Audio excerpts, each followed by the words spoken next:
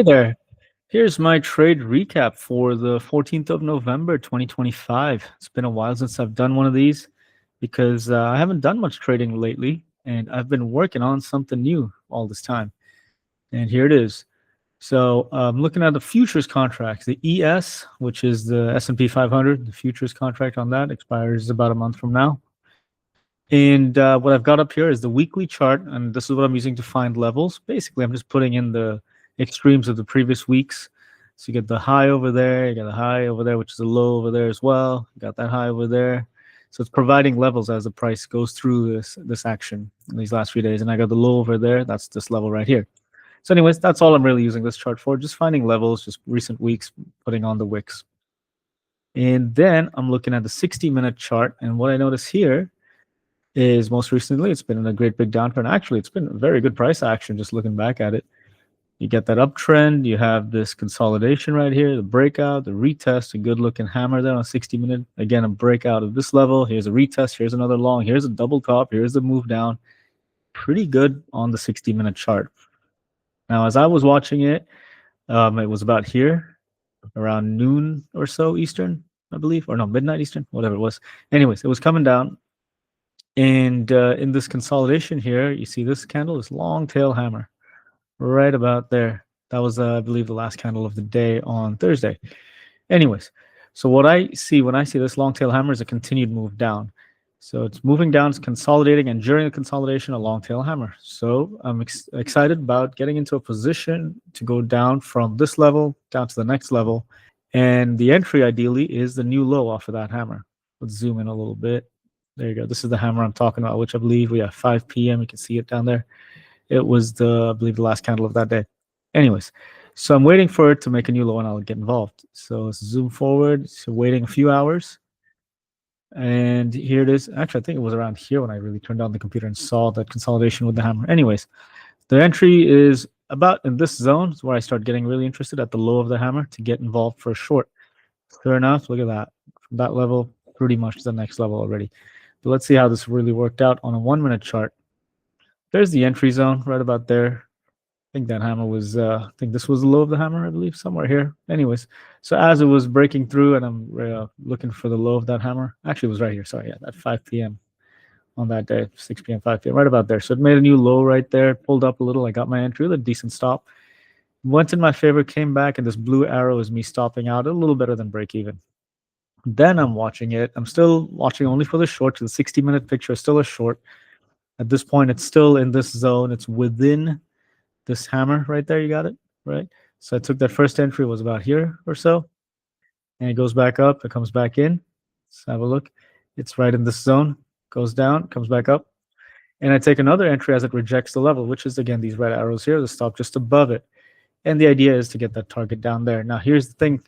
Because, like I said, I've been working on something new here, which is trading futures contracts, trying to figure it out, as well as I'm using a new platform. This is Ninja Trader. I've been in the sim the last couple of weeks and figured out most of the bugs, I figured.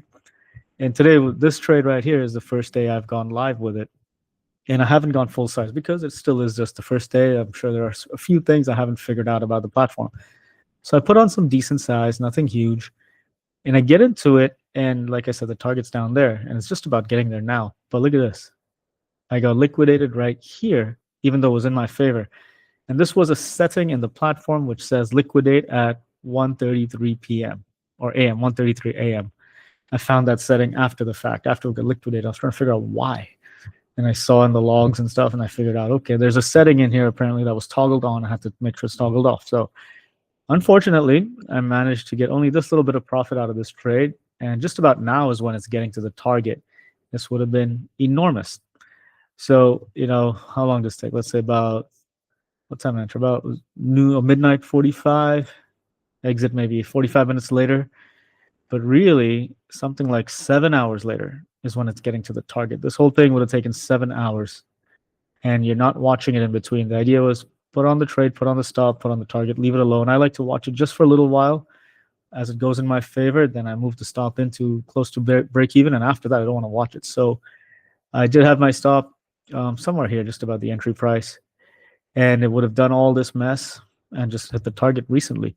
But like I said, I got liquidated there because of a setting that I wasn't aware of. And again, that's a good point. You're doing something new. Don't go too big, too heavy. I'm sure there's always going to be things you're going to have to run into and figure out, even if you've done some time in the sim.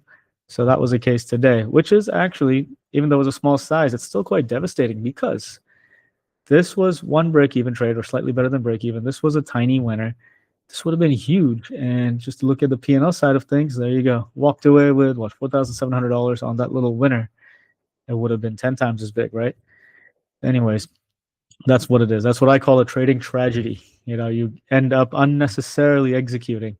And this brings me to another little point. If you're sitting there and watching this thing go in your favor, you're likely to hit the partial button. Most people are. And as it goes against you, you're likely to take the whole thing off, but then you miss the whole thing. Or how about down here? You're likely to hit the partial button, take it off, miss the whole thing. And so that's why I always like to say it's better to put on the trade, have your target predefined, have your stop predefined, put on the trade and leave it alone. Ideally, just watch it for a little while until you're able to move the stop from from where you originally put it into your break-even zone, somewhere there if the price action allows it. And then don't touch it. Either you get break even, which is no love lost, right? Or you get a massive winner.